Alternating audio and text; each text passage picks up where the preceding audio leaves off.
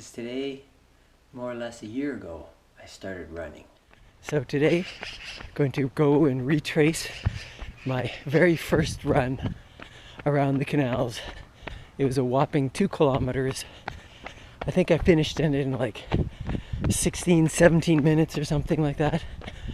Didn't have a watch at that time to track my runs, just a regular watch, stopwatch on my watch.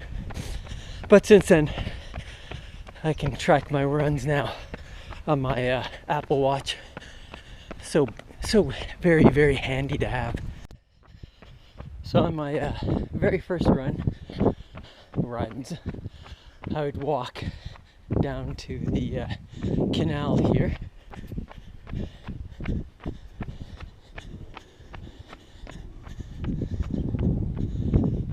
And then I would do a single loop up the canal, which I've found out since then it's 2 kilometers around. A little chilly today. According to my watch, it's like 10 degrees, which is compared with the daytime high of 27. Quite the spread. So, just like a year ago, take my time. But this time the purpose of the run is recovery, because yesterday I did a track session, and on Saturday I did it was supposed to be a slow day, a recovery day, but it turned into 4 kilometers of recovery. Then a cold front blew in like gusts up to 80, 90 kilometers an hour. So, and then the rain came, so I had to speed up the pace from 5:40 down to 4:40, 4:30, because that rain was cold. I think the temperature dropped about 10-15 degrees Celsius at least. So here's the canal. Lots of ducks out.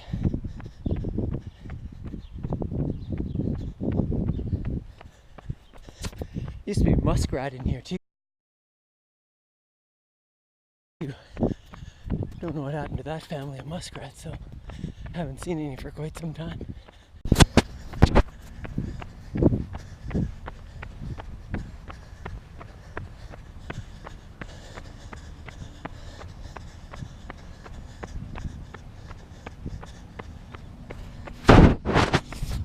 So for the first 2 months, I ran twice a week this path.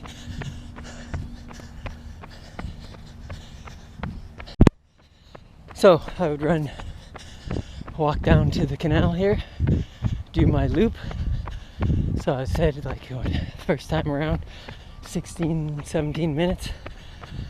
Then I slowly was able to, keep track of the time, watch the time go down.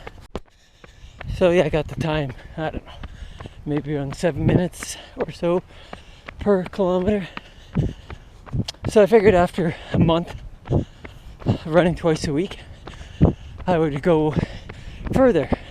So I started running from the house down to the canals to do my loop. So, I don't know, probably closer to 3 kilometers. And then after about a month or so, changed it up, added some more kilometers, still running twice a week, and went for 3.6, 3.8 kilometers.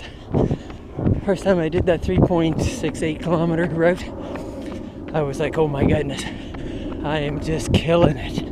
This is amazing. So for after running twice a week for 2 months, the next 2 months I ran 3 times a week, slowly increasing my mileage as I went. So I think after about 4 months, I was up to 5 kilometers. And so at that time I started thinking, and after watching some YouTube videos about a guy 62 or 63 trying to beat his times 47 as a 47-year-old. I'm like, hey, maybe I should try and beat my times that I remember doing when I was 25 or so. And so the only time I really remember is coming in at 39:57 for 10K. So the goal now for this year is to try and get to sub 20 for 5K. Next year, sub 40 for 10K. Then third year, half marathon. Fourth year, full marathon. So after checking out some races around Calgary area and checking out the past performances, past results, I'm like, hey, I could probably come in about top 10 for my age category. I was like, oh, perhaps I should enter a race. So first race I signed up for was the MEC race in January. It was cold. I think it's episode.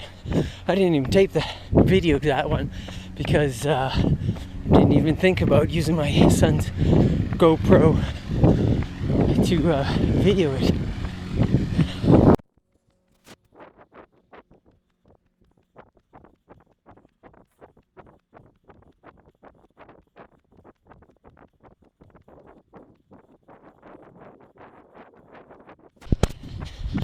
So after checking out the times for various 5K races in Calgary area, my competitive nature kicked in, and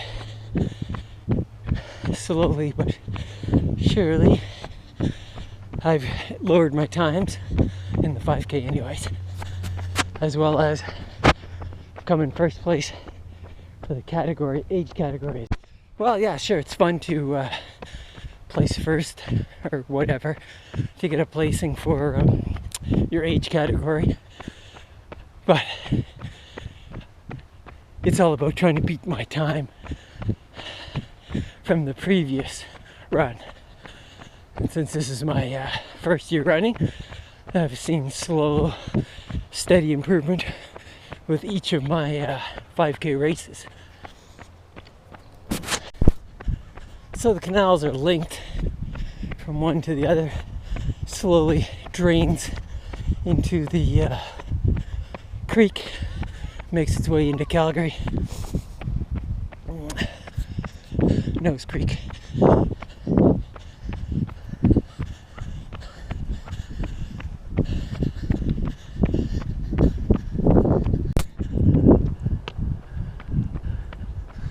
Other of the canals.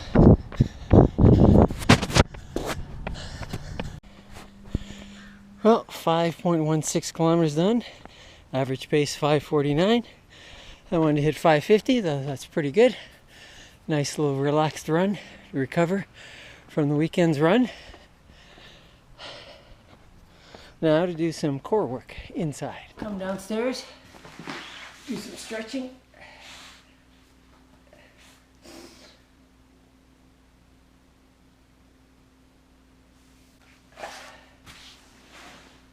Well, the battery died in the camera here, so the following day I shall try this teeter up sit-ups again.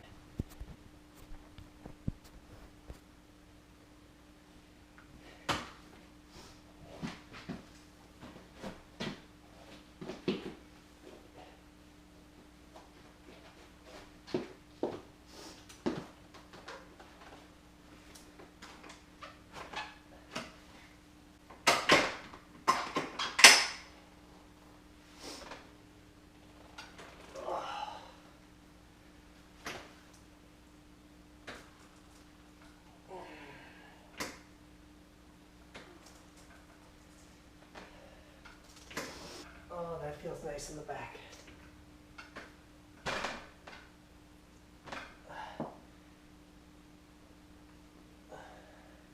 Now for some sit-ups.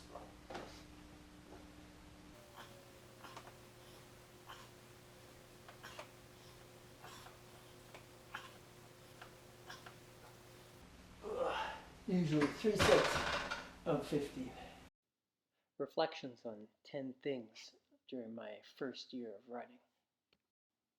First, shoes.